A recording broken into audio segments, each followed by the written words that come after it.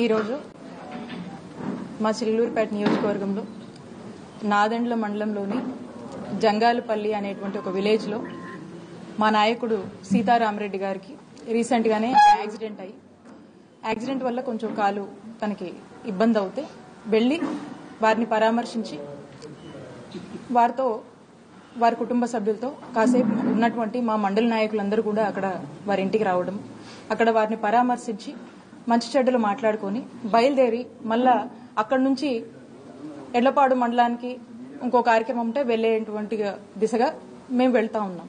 ఆ కార్యక్రమం అయిపోయి బయటకు వచ్చాను.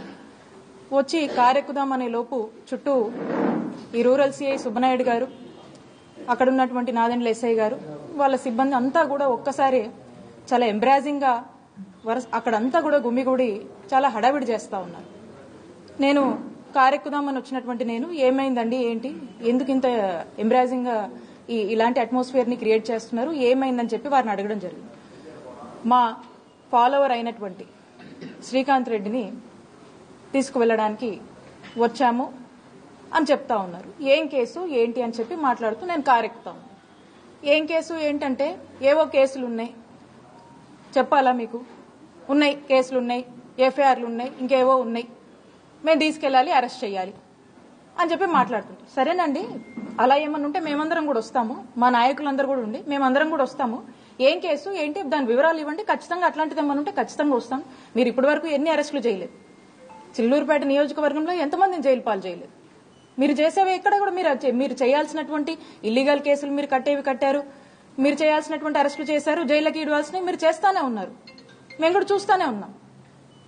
ఈ రోజున స్పెసిఫిక్ గా ఏంటండి, కారణం ఏంటి, ఏం ఎఫ్ఐఆర్ ఉంది, దేని తాలూకా అని మేము డీటెయిల్స్ ఇవ్వండి, ఖచ్చితంగా మేము సహకరిస్తామని మాట్లాడుతుంటే సుబ్బనాయుడు గారు తను ఒక సిఐ అనేది కూడా పక్కన పెట్టి ఒక టీడీపీ కార్యకర్త మాదిరిగా ఏ విధంగా కూడా అక్కడ ఒక మహిళనని, ఒక మహిళా మంత్రిగా పనిచేశాను గతంలో అని, ఇక్కడ శాసనసభ్యురాలుగా కూడా పనిచేశాను అనేటువంటి విషయాన్ని పూర్తిగా కూడా పక్కన పెట్టి నన్నే థ్రెటనింగ్ చేస్తూ ఆఖరికి ఏ విధంగా కూడా తను మీరందరూ కూడా చూశారు, ఆ వీడియో అందరూ చూశారు, ఏ విధంగా మీదకి వచ్చి నా కారు దగ్గర నేను ఉంచున్నా, నా కారు నేను ఎక్కుతుంటే నా సీట్లో ఉంచి తను నన్ను అక్కడి నుంచి అసలు ఏం పదాలు వాడాలో కూడా మనకు అర్థం కావట్లేదు. అలాంటి బిహేవియర్, అలాంటి నేచర్ ని తను ప్రదర్శించి ఒక మహిళ అనే మినిమం కర్టసీ కూడా మర్చిపోయి అతను మీదికి వచ్చి ఏ విధంగా నన్ను ఇబ్బంది పెట్టి కారు నుంచి బయటికి లాగేటువంటి ప్రయత్నం చేశారో మీరందరూ కూడా చూశారు. పైగా మీరు ఇంకా ఇలానే గనక ఉంటే మీ మీద అసాల్ట్ కేసులు కడతాము ఇంకేదో అని చెప్పి థ్రెటనింగ్ మోడ్లోనే మీరందరూ చూశారు. అప్పటికి ఎక్కడ కూడా బ్యాలెన్స్ తప్పకుండా మాక్సిమం బ్యాలెన్స్ సిఐ గారు ఏంటిది, సిఐ గారు అని చెప్పి తనకిచ్చే మర్యాదలో ఎక్కడ కూడా తగ్గకుండా సిఐ గారు ఏంటిది అని అంటానే ఉన్నాయి.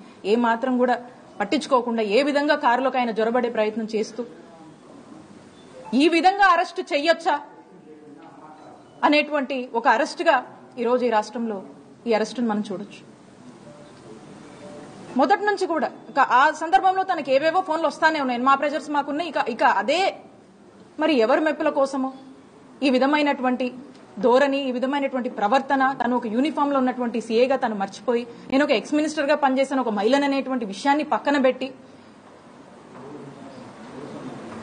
ఎటువంటి నేచర్ తో తను బిహేవ్ చేశాడనేది ఈరోజు రాష్ట్రం అంతా ప్రజలందరూ కూడా చూస్తా ఉన్నారు.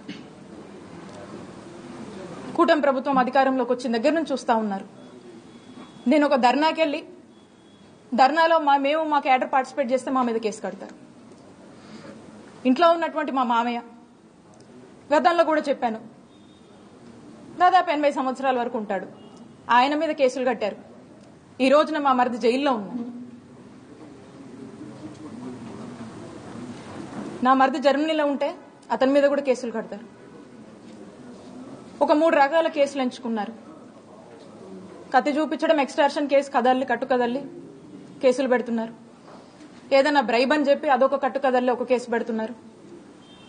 లేదా ఇక ఎవరినో ఏదో అన్నారని జెంట్స్ కి అయితే ఒకలాగా, ఇంకొకలాగా ఎస్సీ ఎస్టీ కేసులని ఇంకోటని రకరకాలుగా కదలల్లి ఈ రకమైనటువంటి కేసులతో ఇక్కడ చిలకలూరుపేటలో వైఎస్ఆర్ కాంగ్రెస్ పార్టీ సంబంధించినటువంటి నన్ను గాని, మా ఫ్యామిలీ మెంబర్స్ గాని, ఇక్కడ ఉన్నటువంటి మా ఫాలోవర్స్ అందరినీ కూడా ఏ విధంగా వేధిస్తున్నారు అనే దానికి నిదర్శనమే ఈ రోజు ఈ అరెస్ట్ ను కూడా మీరు చూడాల్సినటువంటి అవసరం ఉంది. ఇంత దారుణంగా ఒక అరెస్ట్ చేస్తారనే దానికి ఈ రోజు రాష్ట్ర ప్రజలందరూ కూడా చూస్తున్నారు, మీడియా వాళ్ళు కూడా చూస్తా ఉన్నారు. చాలా మంది ఏంది ఇట్లా చేస్తున్నారని చెప్పేసి, ఏంది ఇట్లా చేస్తున్నారు, మరి ఇంత మితిమీరిపోయారు, ఏంటిది, ఏం ద్రోహం చేసే, ఏంటి అసలుకి మనం చేసిన తప్పేంటి? వైఎస్ఆర్ కాంగ్రెస్ పార్టీని నమ్ముకొని ఉన్నందుక, వైఎస్ఆర్ కాంగ్రెస్ పార్టీని అభిమానిస్తున్నందుక వీళ్ళ మీద కేసులు? వైఎస్ఆర్ కాంగ్రెస్ పార్టీకి ఇలాంటి ఒక పరిస్థితి, మంచి చేసి ఓడిపోయాం అయినా కూడా నిలబడి అడిగేసి ఒక మారల్ స్ట్రెంత్ గా సపోర్ట్ గా నిలబడి అడుగు ముందుకు వేస్తూ రిప్రజెంట్ చేస్తున్నందుక ఈ దౌర్జన్యాలు, ఈ ఇల్లీగల్ కేసులు, ఇల్లీగల్ అరెస్టులు, జైళ్ల పాలు ప్రజలందరూ గమనిస్తున్నారు. మరీ ముఖ్యంగా ఈ చిల్లూరుపేటలో ప్రతి ఒక్కరు కూడా ఈ రోజు మాట్లాడుకునేటువంటి పరిస్థితి. ఇలాంటి సంస్కృతి, ఇలాంటి సాంప్రదాయం, ఇలాంటి అరెస్టులు, కేసులు ఎప్పుడు గతంలో లేవు. గతంలో మేము ఎప్పుడు ఇలాంటి చేయాలనుకోలే. ఏ రోజు మా అధికారాన్ని వాడుకొని మేము ఇలాంటి ఏవి కూడా ప్రోత్సహించలే.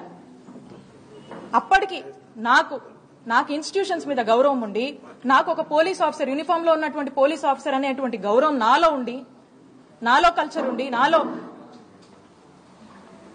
నాలో ఒక రెస్పెక్ట్ ఉండి, అప్పటికి నన్ను నేను రిస్ట్రెయిన్ చేసుకుని నేను గౌరవప్రదంగానే నేను అప్పటికీ నేను కన్వే చేస్తున్నా కూడా మరి వినకుండా ఏ విధంగా సిఐ గారు మితిమీరిపోయి ఏ విధంగా ప్రవర్తించారో అందరూ కూడా చూస్తా ఉన్నారు. ఖచ్చితంగా రాష్ట్ర ప్రజలు అన్ని గమనిస్తున్నారు, అందరికి కూడా అర్థమవుతా ఉంది. కాబట్టి ఎక్కడా కూడా మీరు ఇవి చేసినా, ఇంకా ఇంకా ఇంకా ఇన్ని మీరు ఇబ్బంది పెట్టినా నేను మీకు కనబడొద్దు, ఇక్కడ నేను ఈ నియోజకవర్గంలో తిరగొద్దు, ఇదే మీ కాన్సెప్ట్, ఇదే ఇక్కడ కనబడొద్దు, ఇక్కడ ఉన్నటువంటి వైఎస్ఆర్ కాంగ్రెస్ పార్టీ కార్యకర్తలకు భరోసానివ్వొద్దు, వాళ్ళకు అండగా ఉండొద్దు అనేటువంటి ఒక కుట్రలో భాగంగానే మీరు ఇవన్నీ చేస్తున్నారని స్పష్టంగా అర్థమవుతుంది. అయినప్పటికీ కూడా మేము ధైర్యంగా ఉంటాము. మా వైఎస్ఆర్ కాంగ్రెస్ పార్టీ యొక్క కార్యకర్తలు వాళ్ళంతా మా పార్టీ గాని మేము కొన్ని సిద్ధాంతాల్ని, మా నిజాయితీని, మా కష్టాన్ని నమ్ముకొని ఉన్న వాళ్ళం. కాబట్టి మీరు ఇలాంటి ఎన్ని చేసినా కూడా మేమేం భయపడము, మేము పోరాడతాం. రాష్ట్ర ప్రజలు అన్ని గమనిస్తున్నారు. సరైన రోజు, సరైన సమయం వచ్చినప్పుడు ఇవన్నీ కూడా ప్రజలు ఆలోచిస్తారు, దాని తగ్గట్టే పరిణామాలు ఉంటాయి అని తెలియజేస్తున్నాను. సార్, దాదాపు 1 గంటకి తీసుకెళ్లారు, ఇప్పుడు వరకు ఏ స్టేషన్ లేడు, అంటే కిడ్నాప్ చేసుకెళ్లారు అనుకుంటారు, లేకపోతే ఎట్లా అనుకుంటున్నారు? ఏ స్టేషన్ ఎంతవరకు లేడు? మధ్యాహ్నం 12:45 1 గంట దగ్గర నుంచి అతని జీపులో ఎక్కించుకుని వెళ్లారు శ్రీకాంత్ని. ఇంతవరకు డివైఎస్పీ నరసరావుపేటలో ఉన్నాయని ఫోన్ ఎత్తడు, ఎస్పీ గారు ఫోన్ ఎత్తడు, కానిస్టేబుల్స్ తో మీటింగ్ లో ఉన్నారని చెప్తారు. వారి కింద వారికి సహాయకులుగా ఉన్న ఎస్పీ సహాయకులు, సిఐ ఫోన్ ఎత్తడు, ఎక్కడున్నాడో తెలీదు. ఇంతవరకు ఏ స్టేషన్ కి తీసుకెళ్లలేదు, ఇంతవరకు అరెస్టు చూపించలేదు. పోలీసులు గనక చట్టాన్ని వారి చేతిలోకి తీసుకునే పరిస్థితి ఈ రకంగా దుర్మార్గంగా ప్రవర్తిస్తే గనక ఖచ్చితంగా మేము రేపు ఉదయం న్యాయమూర్తిని, ఉన్నత న్యాయస్థానాలని మాత్రం తలుపు తడతాం ఖాయం ఈ పోలీస్ చర్యల మీద.